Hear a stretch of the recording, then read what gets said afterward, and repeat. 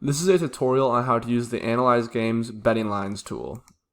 So you go to this page, you can select any team, so we'll select the Brooklyn Nets. You can look at either home, away, or both home and away games for the Brooklyn Nets, so we'll look at home games.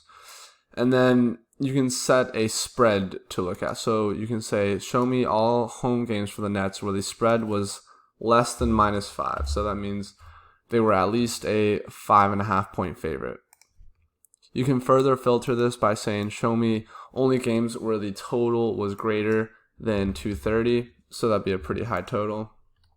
And then we'll look at the over-under results. And then by selecting the Nets, we'll also see their record straight up and record against the spread. So you can see these are all games where Brooklyn was the home team and the spread was at least 5.5. So -7.5, -5.5, -6, -7.5, etc. So in these games, Brooklyn is 10-3 straight up and only 5-8 against the spread. So you can use this for any team or any spread to filter the data. And as you can see, the under hit in 61% of these games. So we'll do another team. We'll say the Miami Heat. Look at all games where the Heat were at least a 6-point underdog. So by saying the spread greater than to 6, it will show us all games where the Heat spread was +6.5 or more. For this, we can say, show me all games where the total was less than 225. So you can see there's only 4 games that meet these parameters. So twice at Philly, once at home against Denver, once at home against Utah. And in these 4 games, the Heat are 1-3 straight up and 2-2 against the spread. And the over hit in 3 out of those 4 games.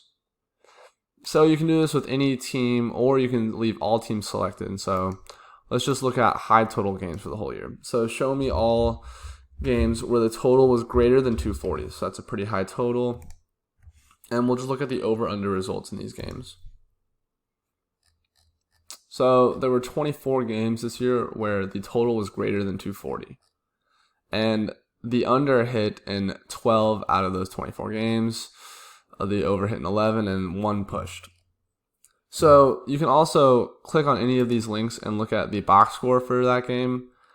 And so maybe you're looking at a few of these box scores and you see some abnormalities that cause that game to be an outlier. So then you would deselect those rows and say, all right, I want to look at these results without these few games. So I'll uncheck those 3.